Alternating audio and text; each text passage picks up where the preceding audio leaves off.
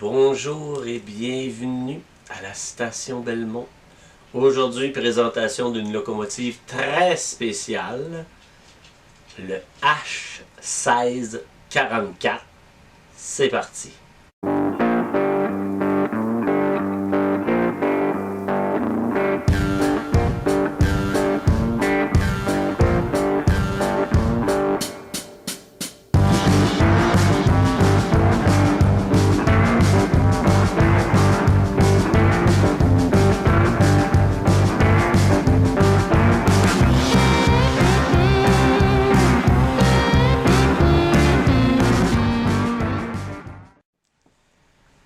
Alors, nous voici déjà à l'automne.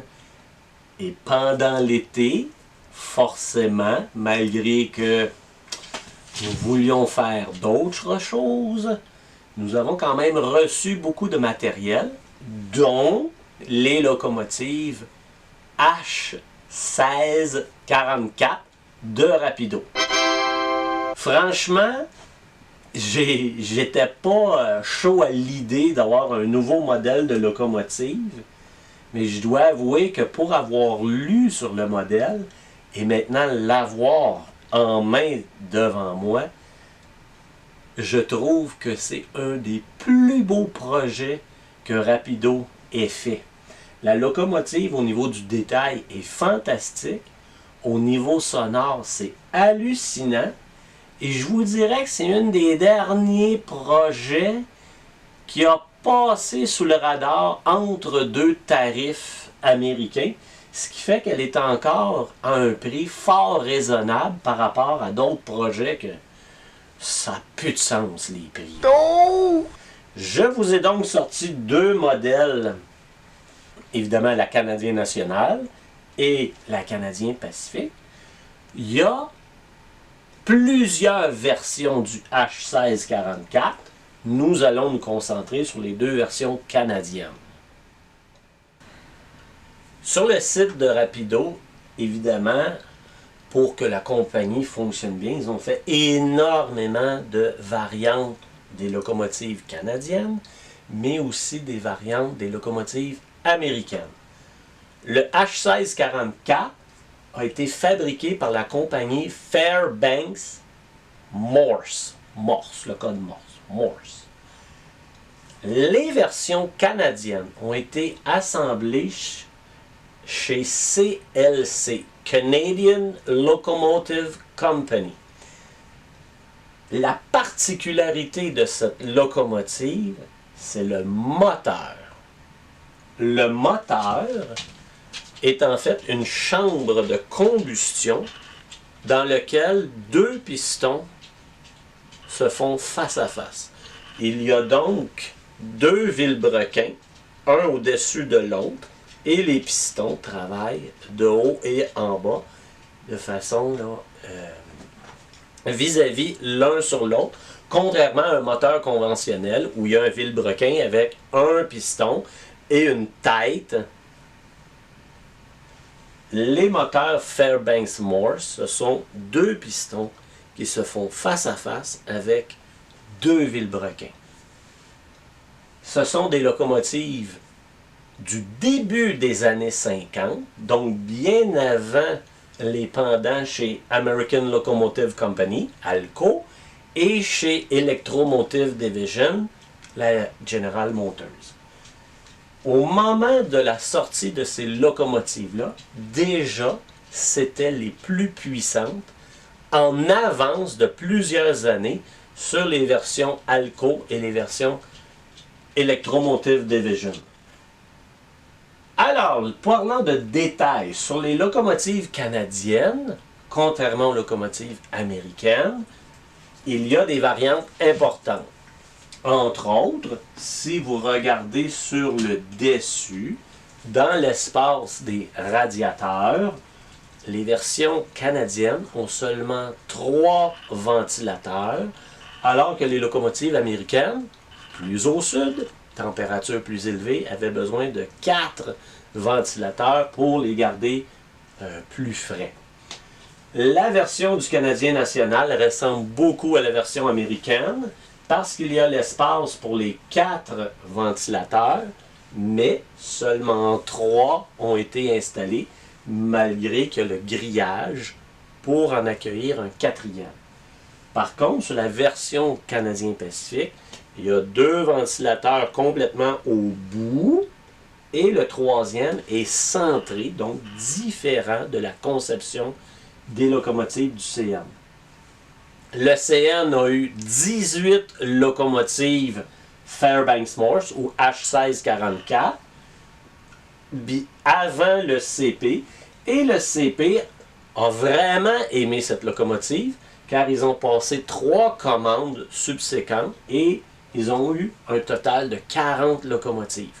Donc 18 au CN, 40 au CP pour un total de 58 H1644 produites au Canada. La particularité du moteur fait en sorte que, puisque ce sont des pistons qui se font face à face, les mêmes locomotives pouvaient accueillir un moteur un peu plus gros et des versions encore plus grosses avec un 3e moteur.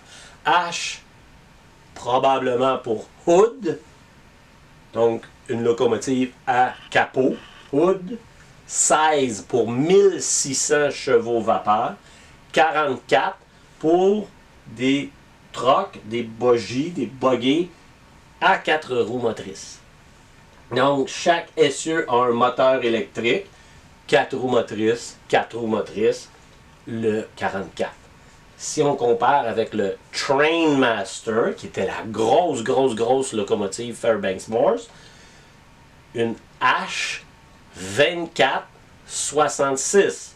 24 pour 2400 chevaux vapeur, 66 parce que ce sont des bogies à 6 roues chacun, 3 essieux, 3 essieux. Alors, le premier bon de commande, ou plutôt la réception des locomotives au Canadien national, c'est en 1955. Et en 1955, on a encore beaucoup de locomotives vapeur sur les réseaux. Et les cheminots de l'époque, ben, c'était particulier. Ils étaient habitués à conduire une locomotive vapeur, c'est-à-dire le long nez à l'avant et la cabine à l'arrière vis-à-vis le tendeur, là, où on a la réserve d'eau, la réserve de charbon, d'huile.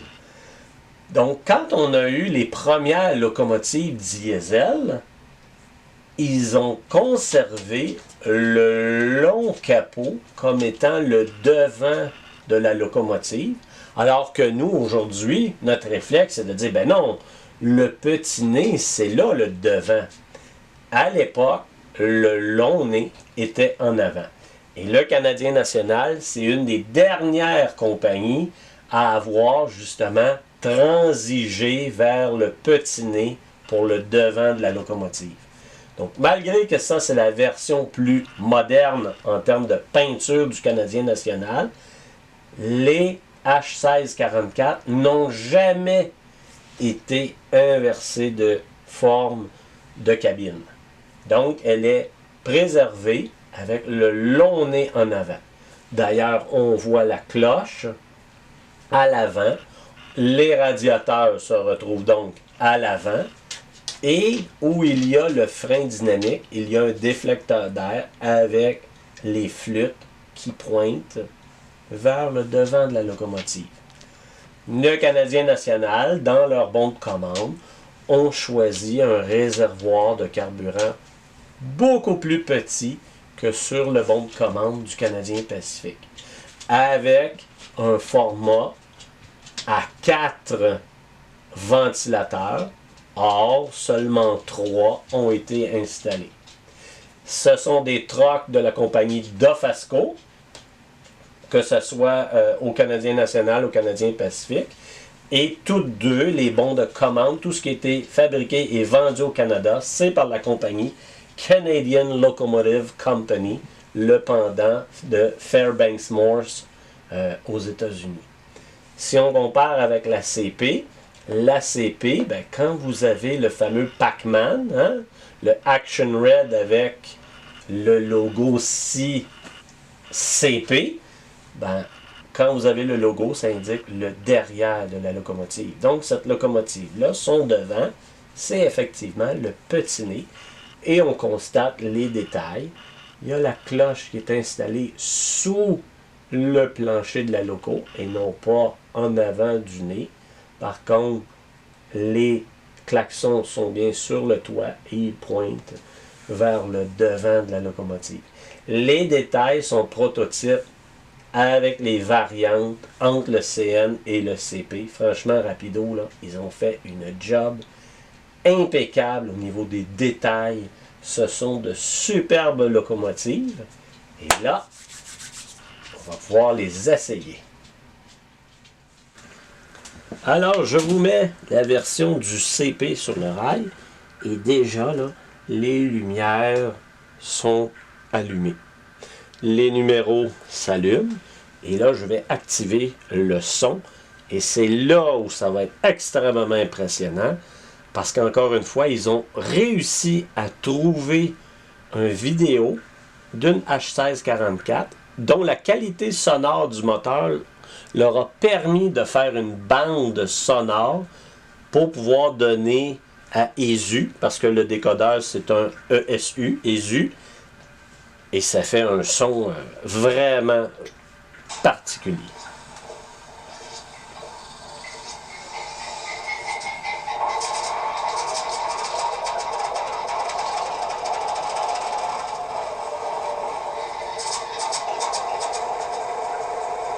Le moteur, rappelez-vous, c'est extrêmement particulier. C'est un 8 cylindres, mais c'est-à-dire que le 8 cylindres, en réalité, est 4.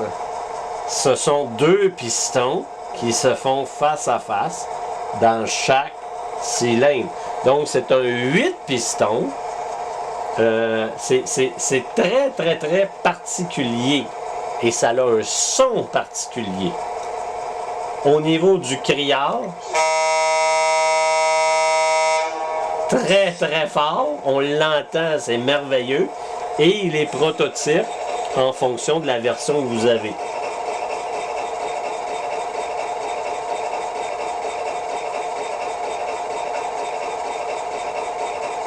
Le son du compresseur vient de remplir. Une fois qu'il a atteint son niveau, la valve purge l'excédent d'eau, de graisse qu'il peut y avoir. C'est tant qu'à moi, c'est un des plus beaux projets pour lequel Rapido a fabriqué une locomotive.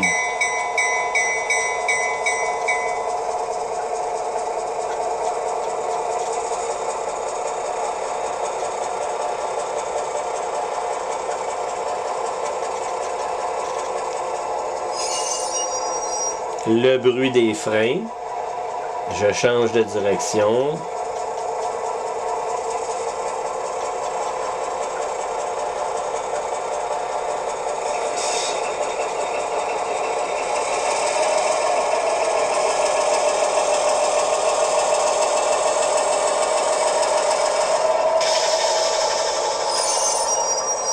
Le son de la loco me fait vibrer. On en sent presque l'odeur du diesel. Tellement ce qu'il est riche, tellement ce qu'il sort bien du jouet, là, on s'entend, là. Mais c'est d'une qualité, en plus de voir tous les détails, les grillages, les ventilateurs. L'intérieur de la cabine est éclairé avec les cadrans. Chapeau Rapido pour nous avoir donné une loco particulière, canadienne encore une fois, mais avec les versions canadiennes, le niveau de détail. Ce n'est pas une locomotive Union Pacifique qui a été repeint aux couleurs du CP. Là. Vraiment, les détails sont propres à chaque version, à chaque compagnie. C'est vraiment de toute beauté. J'adore ma RS-18, mais c'est sûr que celle-là, je la rajoute à ma collection.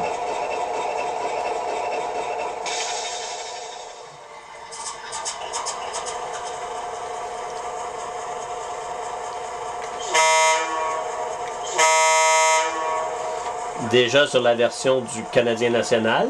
Ce n'est pas le même klaxon que sur la version du CP. Le son, on le reconnaît, là, le 3 cornes, alors que sur le CP, c'est un 2 cornes. Il y a une bonne différence sonore, on l'entend là.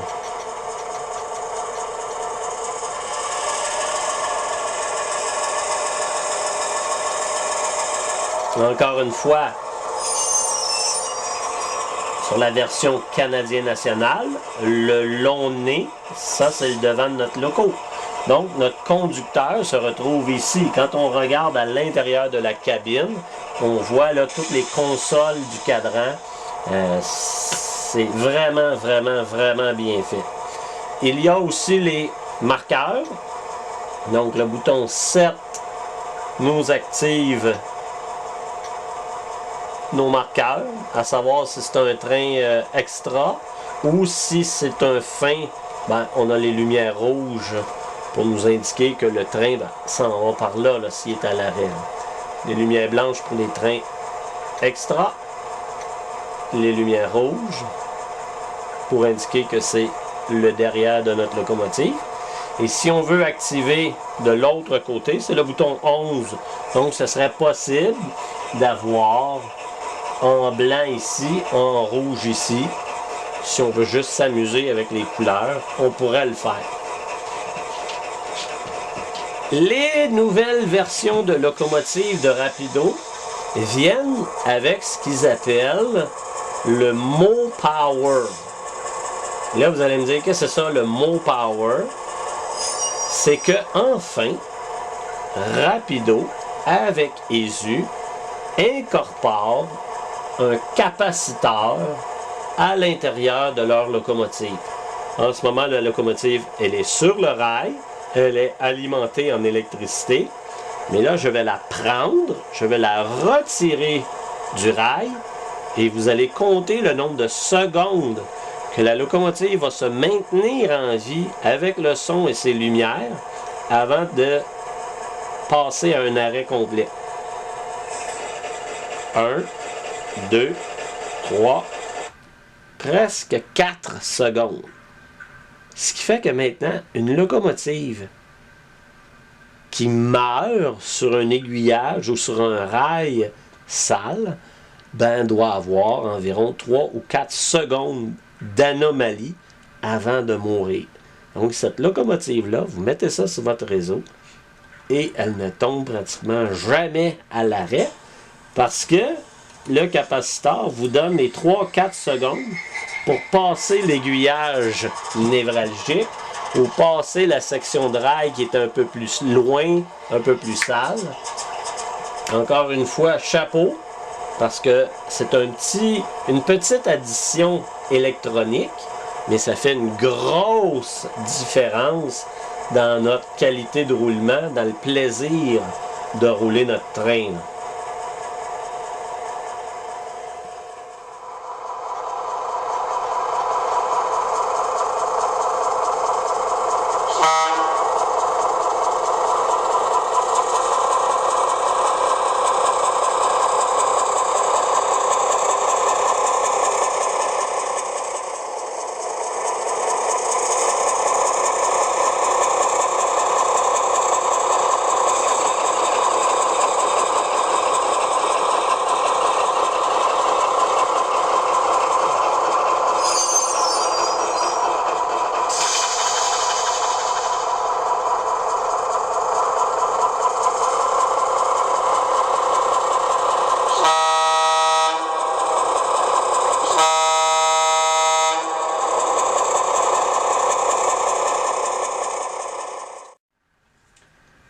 Alors, la petite histoire de la locomotive, autant le CN que le CP ne les ont pas gardés très très longtemps.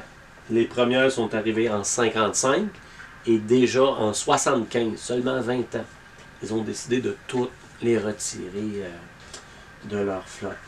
Nous, on a le plaisir d'avoir un jouet fantastique, très très beau, très détaillé, avec un son, des détails, c'est bravo. À bientôt!